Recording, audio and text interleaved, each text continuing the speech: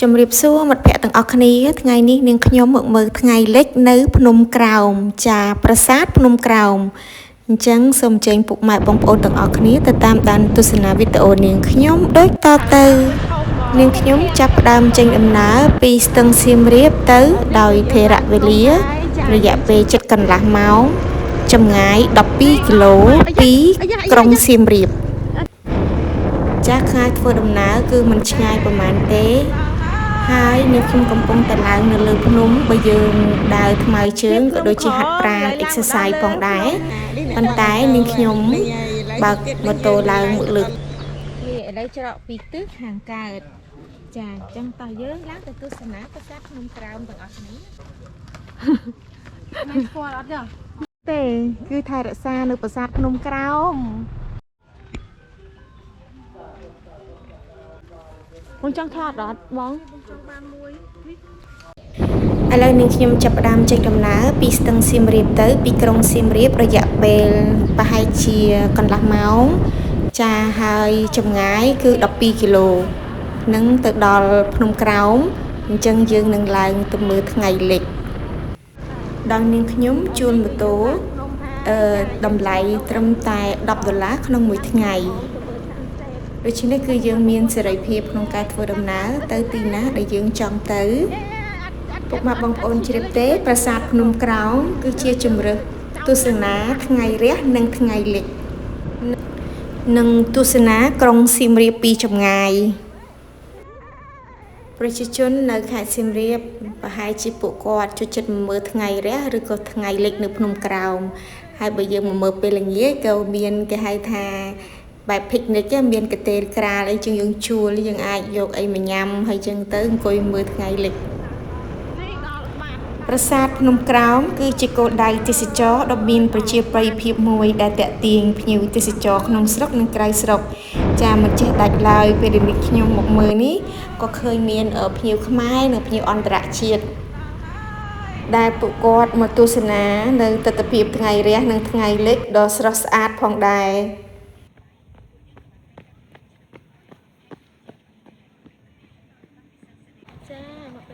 នេះឥឡូវនេះខ្ញុំមកដល់ភ្នំក្រោមហើយឥឡូវបន្តិចទៀតនឹងឡើងទៅមើល sunset នៅភ្នំក្រោមនៅខាងលើតើទេសភាពថ្ងៃលិចដ៏ត្រចះត្រចង់ស្អាតបែបណាអូខេប្រាសាទភ្នំក្រោមមានទីតាំងស្ថិតនៅសង្កាត់ចុងគ្នាជាប់ផ្ទៃបឹងទន្លេសាបនិងមានចម្ងាយប្រហែលជា12គីឡូពីក្រុងសៀមរាបឥឡូវនេះគឺយើងមើលឃើញនៅផ្ទះប្រជាជនក៏ដូចជាទេសភាពស្អាតស្អាតមែនតើនៅជាប់នឹងបឹងទន្លេសាបមើលពីលើទៅកយគុណនិងថ្ងៃលិចស្រស់បំព្រងតែម្ដង Go to get sunset ភាពភ្នំក្រោមឥឡូវឡើងមកដល់លើភ្នំតិចទៀតឡើងទៅដល់លើហើយជិះម៉ូតូឡើងបានទៀតនេះអ្នកបើកម៉ូតូចានេះអ្នកបើកម៉ូតូហ្នឹងហើយឥឡូវតិចទៀតហ្នឹងយើងនឹងឡើងទៅដល់លើភ្នំហើយតែយើងមកដល់ហើយប្រាសាទភ្នំក្រោមនៅចុងសតវត្សទី9នេះឥឡូវច្រកពីទិសខាងកើតចាអញ្ចឹងតោះយើងឡើងទៅទស្សនាប្រាសាទភ្នំក្រោមទាំងអស់គ្នាគឺទៅមើល sunset let's go 나가는 이제 이 개는 막 날아다니는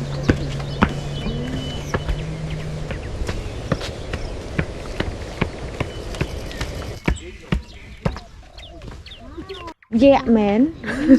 nhớ rụt mi cho câu mà ពេលដែលយើងឡើងមកខាងលើបន្តិចគឺយើងឃើញយក្សស្រីដែលមានចង្គមចាគឺអ្នកថែរក្សារុក្ខរៈនៅទីនេះអញ្ចឹងយើងក៏គោរពសុំសេចក្តីសុខពីគាត់ចាភ្ញៀវទេសចរដែលឡើងមកដល់ប្រាសាទភ្នំក្រោមនឹងទទួលបាននៅអារម្មណ៍ស្រស់ស្រាយមួយបែបដែលអាចស្រូបយកខ្យល់អាកាសបរិសុទ្ធទេសភាពស្រស់ស្អាតសម្រស់ថ្ងៃលិចគួរឲ្យគយគន់ដែលផ្លាស់ប្ដូរទៅតាមរដូវកាលភ្ញៀវទេសចរនឹងមើលឃើញនៅផ្ទៃមេឃបញ្ចេញនៅពន្លឺពណ៌មាសក្រហមឆ្អិនឆ្អៅដូចជារូបនាងខ្ញុំជាដើមកំពុងតែឡើងមកមើលនៅសម្រស់ថ្ងៃលិចដែលគួរឲ្យគយគន់ ពុកម៉ែបងប្អូននៅលើកំពូលភ្នំក្រោមមានប្រាសាទបុរាណមួយដែលស្ថាបនានិងកសាងឡើងនៅចុងសតវត្សទី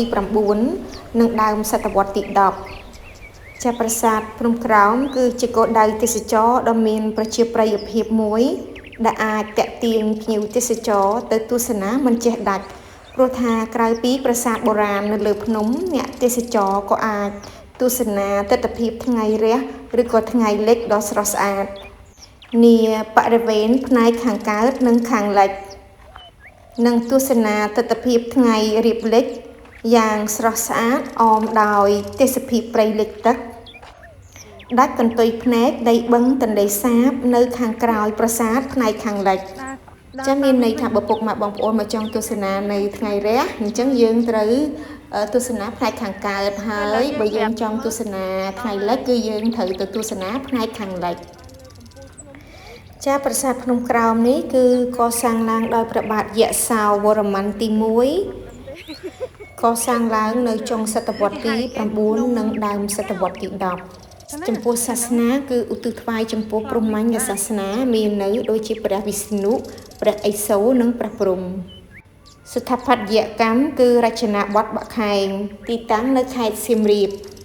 នៅពេលដែលយើងមកទស្សនានៅពេលថ្ងៃលិចម៉ោងហ្គោលនៅខេត្តសៀមរាបហ្នឹងគឺម៉ោង4ទៅម៉ោង5ហ្នឹងមុនថ្ងៃលិចគឺស្អាតខ្លាំងណាស់ពុកម៉ែបងប្អូនគ្រប់ប្រាសាទគឺជះពន្លឺរស្មីថាចិញ្ចាំងចិញ្ចែង Golden Temple ហ្មងណាភ្នំក្រោមនេះគឺជាកូនភ្នំមួយដែលមានកម្ពស់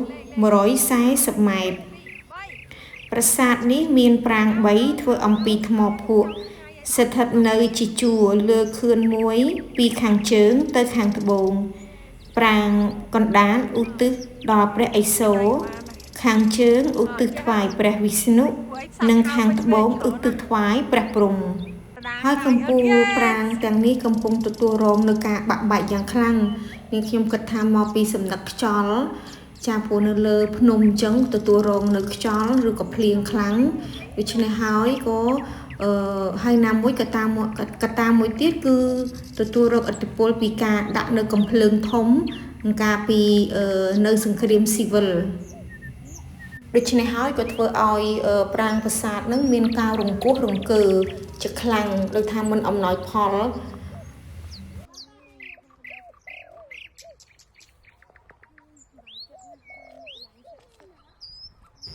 ប្រាសាទភ្នំក្រោមមានលក្ខណៈពិសេសមួយដាច់ពីគេដោយថាប្រាសាទនេះត្រូវបានសង់លើកំពូលភ្នំក្រោមនិងជាប់នឹងទន្លេសាបតែអាចទេបើព្រះបាទយសោវរ្ម័នទី1លោកបកគយគុណថ្ងៃលិចនៅប្រាសាទភ្នំក្រោមនេះពុកម៉ែបងប្អូនសម័យមើលបច្ចុប្បន្ននេះទេសចរជាច្រើនចូលបកគយគុណសម្រាប់ព្រះអាទិត្យអស្តង្គតសម្រាប់ថ្ងៃលិចពិតជាស្រស់ស្អាតខ្លាំងណាស់ពុកម៉ែបងប្អូនសូម្បីតែកំពូលនៃប្រាង្គទាំង3ក៏មានពន្លឺរស្មីពណ៌មាសចាំងចិញ្ចាក់ចិញ្ចែងមកតែម្ដងទោះបីពេលបច្ចុប្បន្ននេះកំពូលប្រាង្គទាំង3នេះកំពុងតែជួសជុលជួសជុលអញ្ចឹងនាងខ្ញុំសង្ឃឹមថាប្រហែលជា2-3ឆ្នាំក្រោយមកទៀតពេលដែលមកលេងប្រាសាទភ្នំក្រោមម្ដងទៀតប្រកាសជាជួសជុលហើយនឹងស្រស់ស្អាតដូចជាប្រាសាទជោមអញ្ចឹងធ្វើឲ្យប្រាសាទមានការបាក់បែកទ្រុឌទ្រោមខ្លាំងពេលបច្ចុប្បន្ននេះគឺអប្សរាប្រហែលជាលោកកំពុងតែជួសជុលកំពុងតែជួសជុល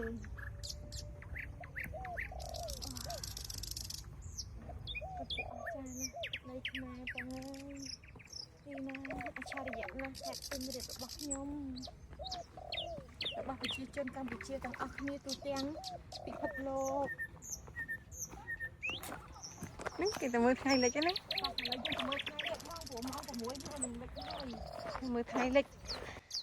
ពេលនាងខ្ញុំមកមើលថ្ងៃលិចនេះខ្ញុំក៏ឃើញមានភ្ញៀវទេសចរក្នុងស្រុកនិងក្រៅស្រុកបរទេសមកមើលច្រើននិ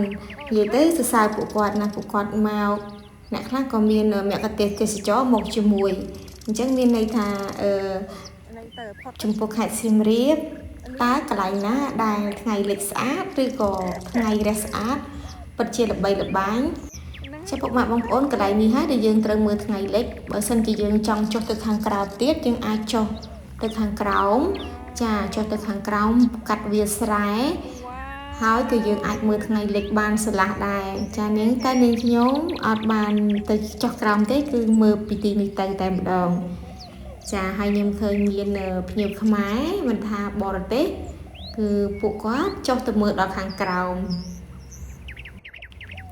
ចាថ្ងៃលិចពិតជាស្រស់ស្អាតខ្លាំងណាស់មិនថាភ្នំក្រោមមិនថាភ្នំបាក់ខែង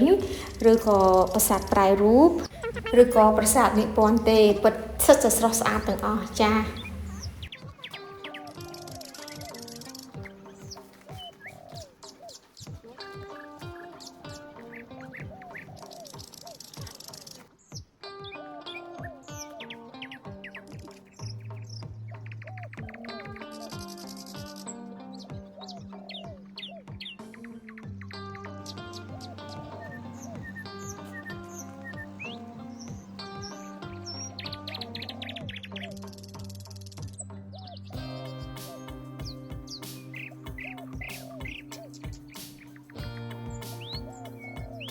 អរគុណពុកម៉ែបងប្អូនដែលបានតាមដានទស្សនាវីដេអូនាងខ្ញុំតាំងពីដើមរហូតដល់ទីបញ្ចប់អរគុណច្រើនជម្រាបលាជួបគ្នានៅវីដេអូក្រោយៗទៀត